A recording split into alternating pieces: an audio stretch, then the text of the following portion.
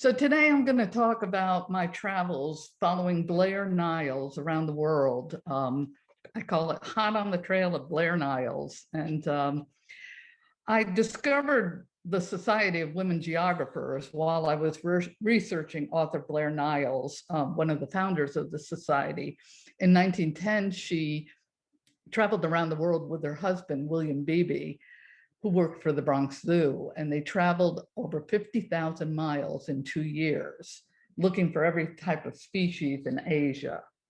So I decided that to better understand the obstacles and experiences that she faced during those travels in 1910, and then later, after she divorced her husband and started traveling through South America, that I would travel by some of the same means and some of the same places that she had traveled.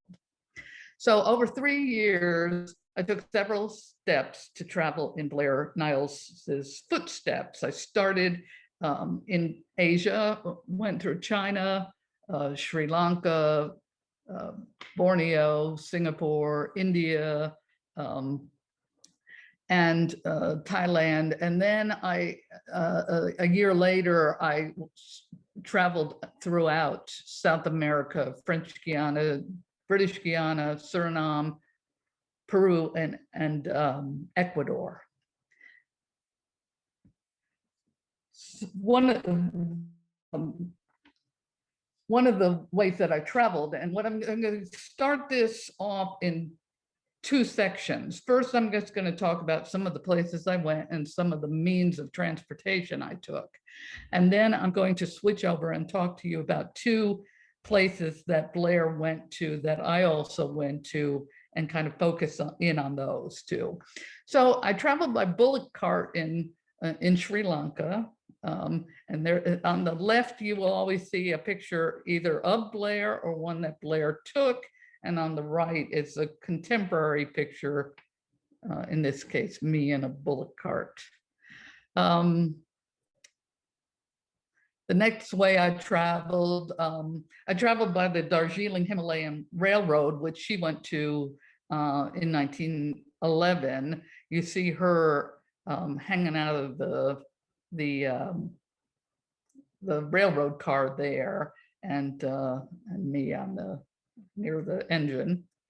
She traveled by longboat to Dyak houses, and on the left, those are the Dyaks that were the paddlers for her longboats, and on the right is a picture of the longboat that we went on. And I got to say that everybody held their breath when I got in that thing, and I knew I could do it without tipping it over because I am used to boats.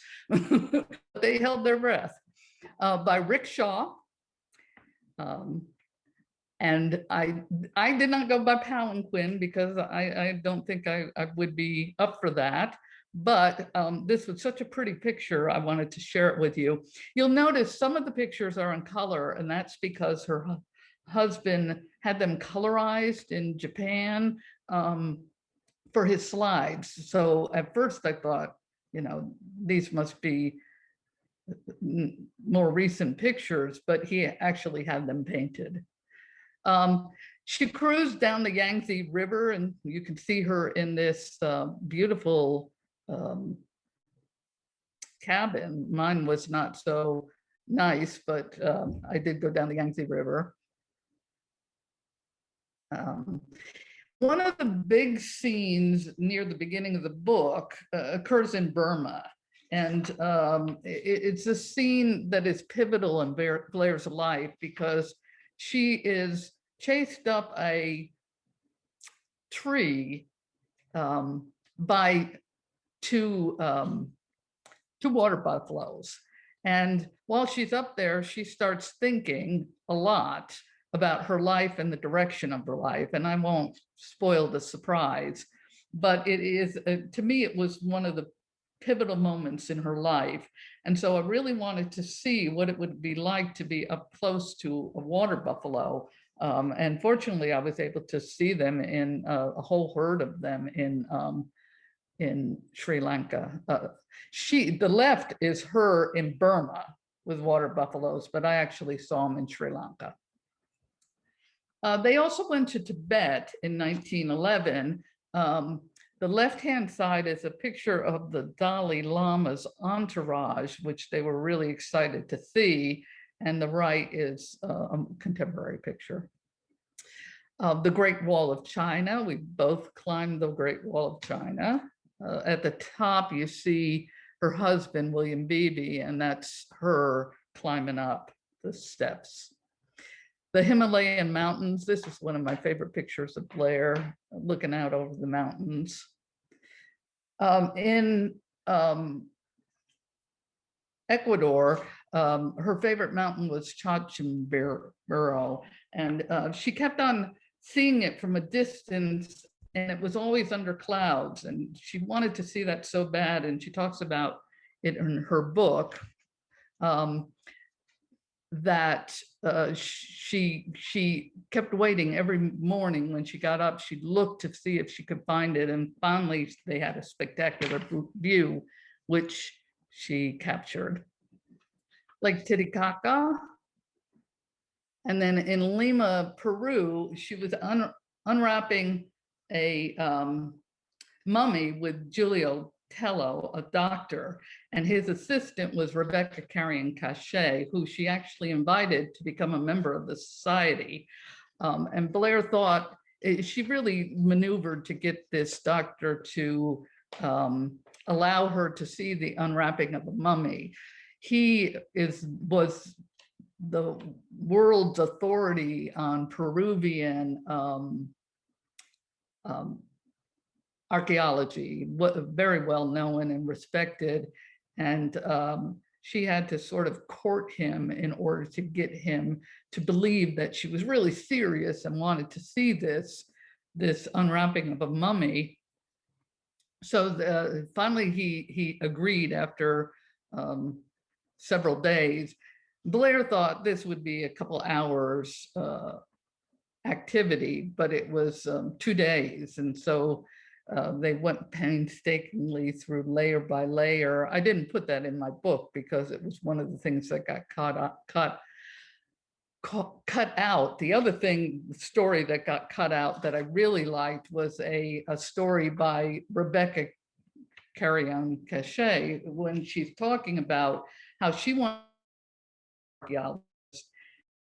She went to the museum where Dr. Tello worked, and he came by and she recognized him because he was so famous. And she said she wanted to work for him, and he said, okay, well then write down everything you see about this vase. Write down what you see. And she wrote down, this vase has beautiful lines with seagulls gracefully flying over it, and a very flowery description. And he read it and threw it away and said, you want to know what I see? I see, 0.75 centimeters of stucco or whatever. I don't really know what it was, but on this vase. And so he gave her another chance, and she became one of the most well-known female archaeologists in Peru. I also visited Trinidad, where William Beebe had a research station, and members Jocelyn Crane and Gloria Hollister worked there. You see the picture on the left of the house, and then the picture of the right as it is today. It's called Simla. And while I was there, I got to visit with a man who used to work with them. And I also met another woman who worked for the Library of Congress who worked for them in Trinidad. So that was pretty cool. And then the Andes. But what I want to talk about in detail is the first detailed explanation is following Blair Devil's Island in French Guiana. So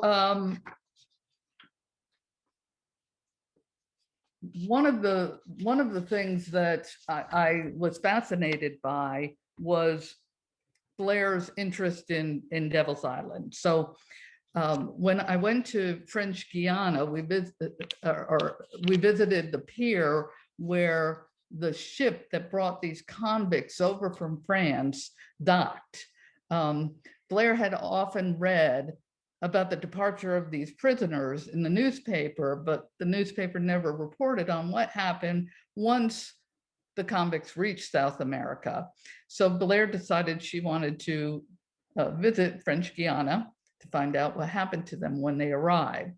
And in April 1925, they were, she was waiting on the dock at Saint Laurent du Maroni, waiting for the prison ship to arrive. And I thought I would read a little bit from my book so you can get a sense of what it was like and get insight into Blair.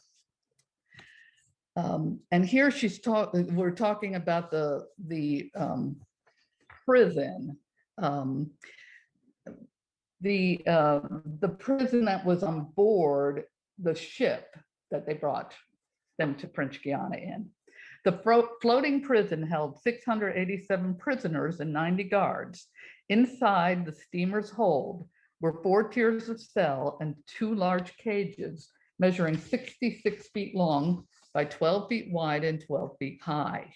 Each pen could accommodate 90 convicts, allowing each convict less than a square yard of space. Hammocks hung from the ceiling, but the strongest men claimed these beds, leaving the vomit and excrement encrusted floor for the weaklings. Guards observed the prisoners 24 hours a day from a central location and enforced progressive discipline. The unruly convicts sat on the bench of justice, their backs arched into the cage's steel bars, their hands locked to the rods behind them, and their legs dangled high above the floor. Guards herded the most disruptive prisoners into a hot cell. These cells, less than 6 feet tall and enveloped in darkness, were made of sheet iron and were strategically placed near the ship's boiler. To quell a mass rebellion, pipes from the steam's boilers led to all the cages so that bursts of scalding steam and boiling water could be pumped among them, subduing uprisings or fights, but burning the innocent as well as the guilty. As the La Martiniere docked and blew its whistle, the crowd on the dock stirred. Under the watch of armed guards dressed in white khakis, the convicts poured out of the cages in the ship's hold. Eager to see their new home, they rushed down the gangway. Blair thought they looked like gray rats in thick woolen uniforms of the French prisons, but they are confused by the crowd that has gathered to greet them. They do not understand that in the monotony of Guiana, the arrival of a convict convoy is like a Roman holiday. So from the dock, we walked over to the Camp de la Transportation, as Blair did. And I'm going to quote again. As she watched a man go through the registration process in the Camp de la Transportation in Saint Laurent, Blair thought, he is no longer a man. He scarcely has the individuality of a number. She suddenly realized that the prisoners were being cataloged and thought, it is as though the officials are amputating and preserving a part of each man in card catalogs, much like Will, her husband, in Burma, had impaled upon pins all that is mortal of once living insects, classifying them as Hymenoptera, Lepidoptera, and so on and so on. the brittle remains of creatures who had once known life.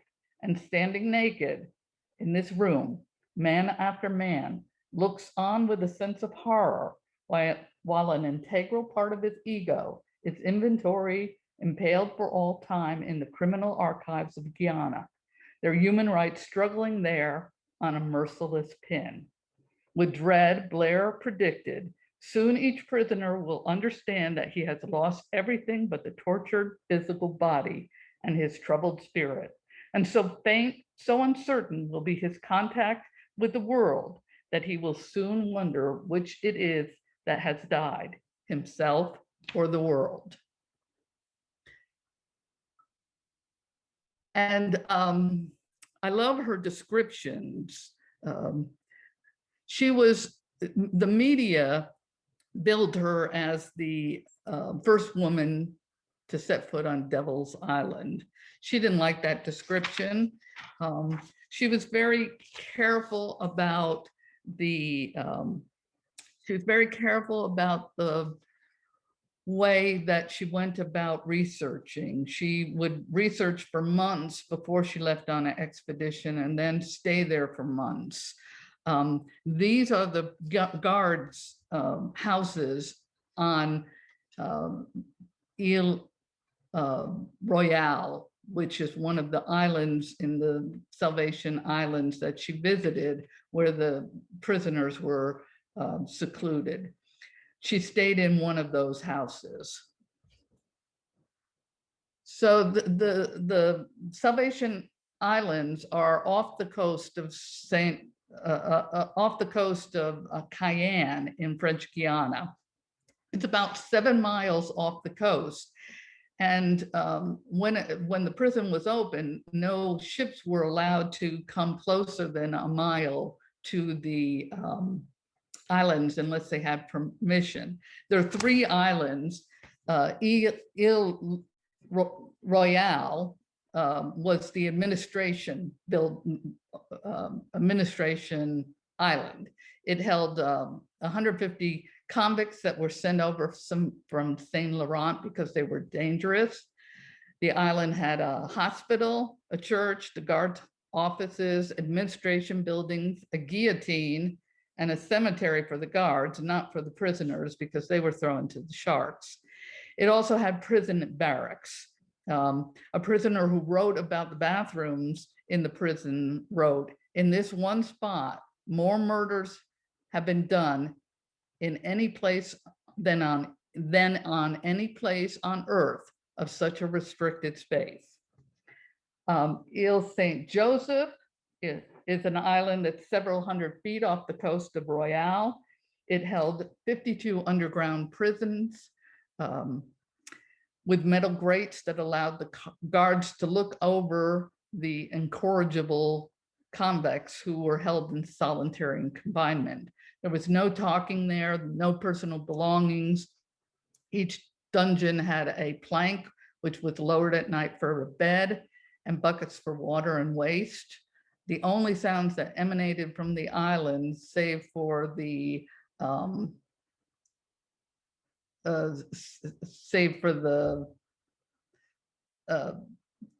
sounds of the breaking waves, were the prisoner scream. And I'm sorry, but my battery is going dead. I'm not sure. So let me just grab something, grab a cord.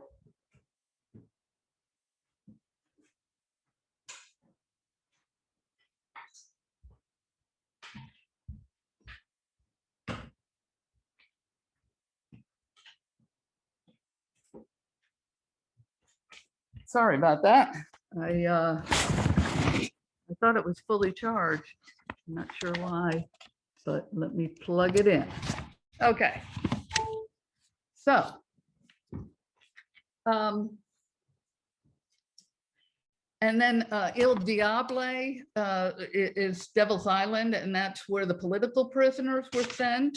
And they had, which still existed, a cable that contained a basket, and they would shoot that basket over to the island filled with food and wine. The reason that the island was so effective, it was very, very big waves would crash on it, very strong currents. As you can see in the picture to the right, that's Devil's Island. And it would take about 20 minutes in a rowboat to row that small distance from one island to another. The prisoners were deterred from escaping because of the nature of the island. After Blair interviewed people on those 3 islands, she went back to Carrión, a city in French Guiana, which was a home to more of the prisons. And there she met the person on the left, René Belbenois. He visited her, the house she was renting there. It was a guard's house. And he had been in prison for 5 years. He was imprisoned because he had stole some jewels from a countess when he was working for her as a valet. And then he was sent over to Devil's Island for a sentence of 7 or 8 years. The time he met her, he was 26, and he had not yet got, he was 5 years into his imprisonment. Under the French law of doublage, convicts who were sent to French Guiana had to serve sentences up to 8 years there in prison, and then serve an equal sentence as free men in the streets of French Guiana.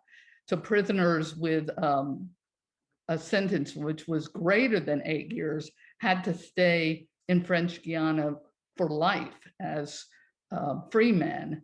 And France sent over prostitutes in order to ensure that the free men would stay in Guiana and populate the country. That didn't work out very well, though.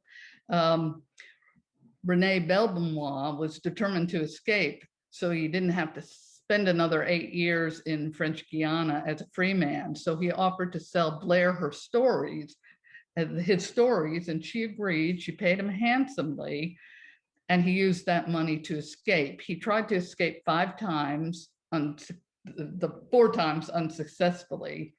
Finally, he made it to the United States, and after a long journey, and went back to France and was captured again and sent back to French Guiana, but the governor pardoned him. Blair used those stories to condemn Devil's Island. Some say that Henri Chouard stole René's stories and then used them to write the book Papillon, which was 45 years after Blair published Condemned. And Condemned became a best-selling book as well as a Hollywood film. And eventually, because of the light that Blair shed on the prison in French Guiana, it was closed down. The picture on the right is a drawing that one of the prisoners drew while she was visiting. And that I found in the archives at the Henry Ransom Archives at the University of Texas. One of the things that Blair did in French Guiana is she decided she wanted to travel through the jungle using some of the same routes that René Belbenois drew for her. He drew her a map of secret routes, and she took that to travel throughout French Guiana and Suriname. The picture on the left is her with in her boat with a flag that says, "We are your friends," so that people would not attack the boat. She wanted to experience a prison escape and understand the dangers that the escapees felt. she was much more prepared than the average escapee. She was well nourished, she was fit, she had considerable experience hiking through jungles. Plus, she hired 14 porters to carry her gear and make camp and cut a path through the jungle with a machete. And she noted the isolation of the jungle. Few people realize how civilized French Guiana is. Out of 32,000 square miles, only 14 are said to be under civilization. The rest is dense, unmapped jungle networked with streams with names like Try Me, God Knows, and Don't Touch Me. The jungle is as perpetually vigilant, Blair thought. There are armies of fire ants, mosquitoes, serpents, vampire bats. It is the terror of the vastness, the sense that for uncounted miles to the east and to the south, it marches to the Amazon, that to the west, it proceeds along the Guianas, across Venezuela and Colombia, to the foot of the mighty Andes, while to the north, the sea threatens where the jungle ends. Death lurks in the jungle. Well, when I went there, I found it to be not much better in terms of infrastructure than when Blair went there, although it is now, Cayenne is now a thriving community because it is the home of the European Space Station. And so I was fortunate enough that when I went there, I got to see the launch of a satellite, which was pretty cool. And I love the painting on the left. The town has all these paintings of monkey astronauts around the town. So the other place I wanted to talk about was Borneo. Blair had gone to Borneo and visited the White Rajah's palace. The White Rajah was the person in power there at the time. He offered them the use of his bungalow, which was many miles down the river, and a boat to get there. So while they were paddling down the river, a group of Dyaks, which were native Aboriginal tribe, who were reputed and, well, they actually were headhunters at that time. A group of Dyaks stopped them to tell them that there had been a death up the river and that they should stop there for the night. Blair and her husband, Will, were a bit skeptical because they knew that Dyaks were headhunters, but they stopped there and set up camp. The Dyaks invited them into their longhouse for a welcoming ceremony. Blair and her husband, Will, were offered either cigarettes or betel nut, and they chose the lesser of the two evils, cigarettes, because they knew what that was. And they were shocked when they looked up and they saw this ring of shrunken heads above them. But the Dyaks welcomed them and danced for them, and Blair was hypnotized by the dance. Afterwards, they got up and Will and Blair danced for the Dyaks to uproarious laughter. So in Borneo, one of the things I wanted to do was visit a Dyak house, and I was fortunate enough to take a longboat to a longhouse and visit Dyaks and watch them dance for me, which was pretty cool. But I wasn't able to try betel nut, because something I really wanted, because, you know, Will and Blair were scared of it. So when I was in India, I made it my mission to try and figure out what it was, and a guide got it from a local vendor, and I ate it. And you can see from the expression of the man next to me, the most fun was watching other people watch me eat it, because they were pretty skeptical of what it was like. It kind of gave you a buzzing feeling in your mouth. So that's my presentation, and I'm welcome to take any questions you have.